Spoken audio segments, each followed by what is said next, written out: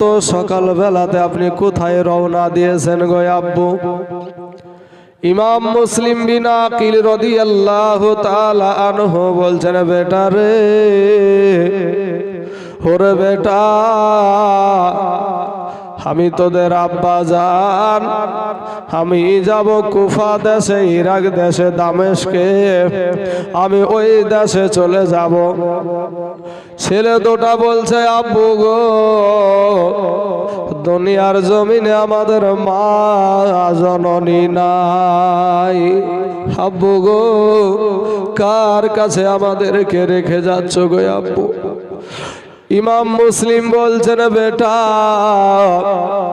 তোমাদের চাচা ইমাম হুসাইনের কাছে তোমরা থেকে যাও, তোমাদেরকে ওই দেশে যেতে হবে না, আমি তোমাদেরকে নিয়ে যেতে পারবো না।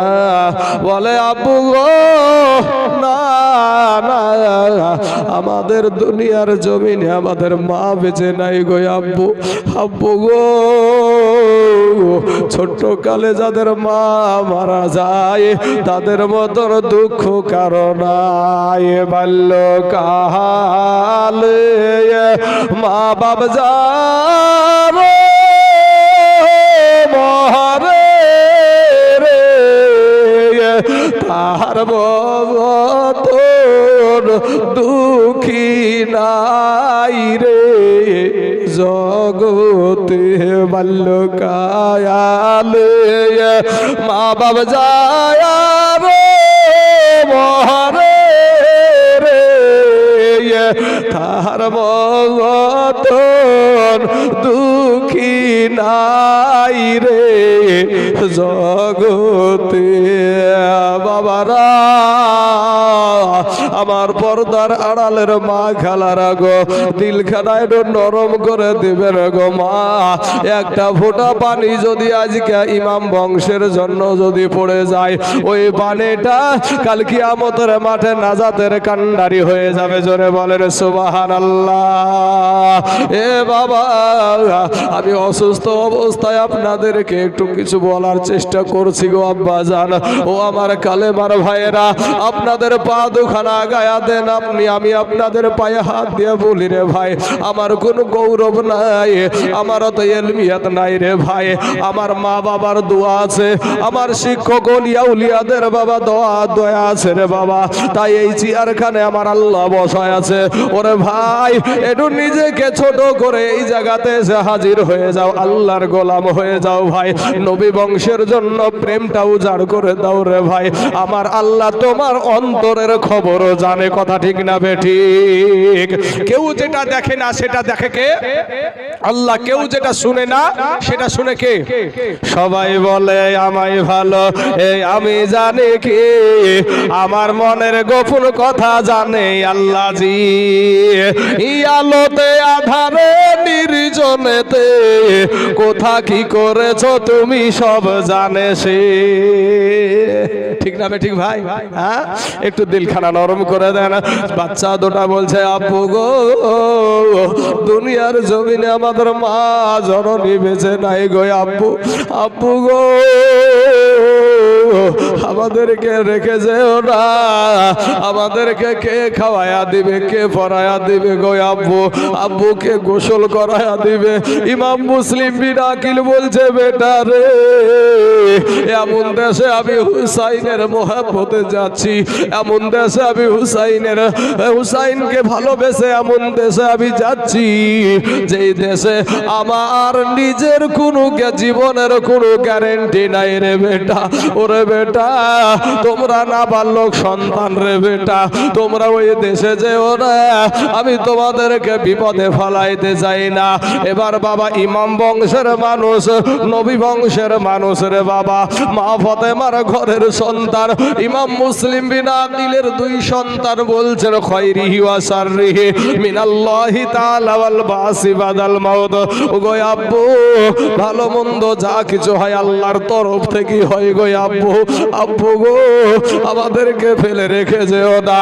এ বাবা কোনো মতে ইমাম মুসলিম কিন্তু দুই সন্তানকে নিয়ে যেতে রাজি না, কারণ ইমাম মুসলিম জানে গো ওই দেশের মানুষ ভালো না, ওই দেশের মানুষ হলো মুনাফিক, ওই দেশের মানুষ ওরা হলো গাদ্দার। ওই দেশে আবার সন্তানগুলো যদি বিপদে পড়ে যায় আমি তো নিজেকে নিয়ে ব্যস্ত হয়ে পড়বো, আমার সন্তানদেরকে তো আমি কোন রকম হেফাজতে আনতে পারবো না। এই চিন্তা করে সন্তানদেরকে নিয়ে যেতে রাজি না। দোনো সন্তান বলছে আব্বু গো, ও গো আব্বু আমাদেরকে একটু সময় দাও গো আব্বু, আমরা যতক্ষণ না তোমার কাছে না ফিরে আসবো ততক্ষণ পর্যন্ত আব্বু গো তুমি এই ঘোড়ার লাগামে টান দিও না, ঘোড়া ছেড়ো না। ও গো আব্বু আমরা একটু যাবো আর আসবো গো আব্বু, খবরদার যেন আমাদেরকে ছেড়ে চলে যেন না।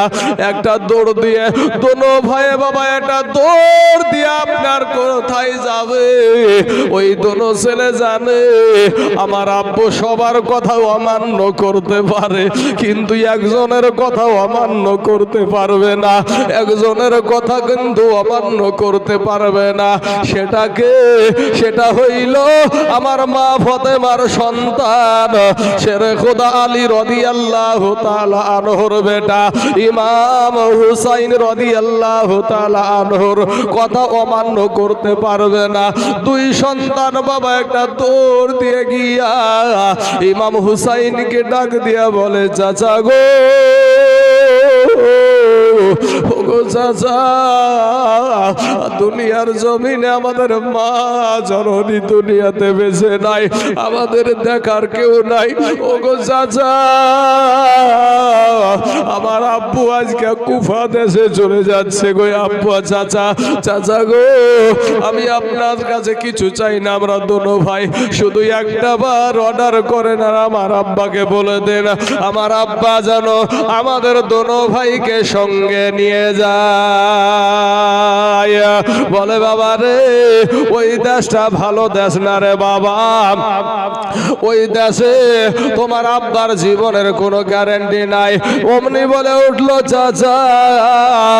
চাচা গো ভালো মন্দ যা কিছু হয় আল্লাহ তরফ থেকে হয়, আমাদের কপালে আল্লাহ যেটা লিখবে সেটাই হবে। এবার ইমাম হুসাইন সঙ্গে সঙ্গে ইমাম মুসলিমকে বলল ভাই তোমার দুই সন্তানকে সঙ্গে করে নিয়ে যাও। এ বাবা বিশাল একটা আপনার জীবনী, তবে বাবা আমি সংক্ষিপ্ত আকারে মেন কথাগুলো তুলে ধরবো।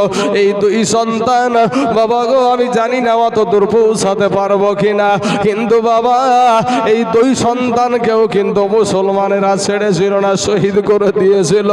ইমাম মুসলিম রাদিয়াল্লাহু তাআলা আনহু আপনার দুই সন্তানকে নিয়ে এবার কুফার দিকে রওনা হয়ে গেল। কুফা দেশে কুফার দিকে বাবা কুফাতে ইমাম হুসাইন চিঠি পাঠায়া বলে দিয়েছে যে আমি এখন যাচ্ছি না, তবে আমার তরফ থেকে একজন যাচ্ছে, তবে ওনার হাতে হাত দিয়ে তোমরা বায়াত হও। আর উনি যদি ওখান থেকে চিঠি পাঠায় আমি ইমাম হুসাইন ওই কুফাতে চলে যাব। ইনারা বাবা কুফা দেশের মানুষেরা অপেক্ষায় আছে যে ইমাম হুসাইন তো আসলো না, কিন্তু তার চাচাতো ভাই মুসলিম বিন আকিল আসছে, ওনাকে আসলে আমরা ওনাকে আপনার নিয়ে আসার জন্য, ওনাকে আগিয়ে নেওয়ার জন্য অনেক মানুষ আপনার রাস্তার দিকে তাকায়া থাকে, আপনার রাস্তাতে তাকায়া থাকে কখন আসবে।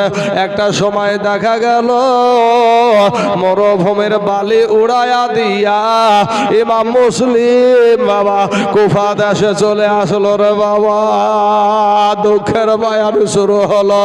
এ বাবা বিরাদার ইসলাম মুআজ্জাজ সামিনে কেরাম ইমাম মুসলিমকে ঘোড়া থেকে নামায়া দোনো সন্তানকে নামায়া আপনার মুসাফা করলো, সালাম কালাম হলো।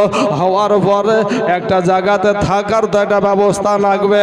মুক্তার সাখাফি নামে একজন বাবা গো ছিল, তার বাড়িতে একটু থাকার ব্যবস্থা হয়ে গেল।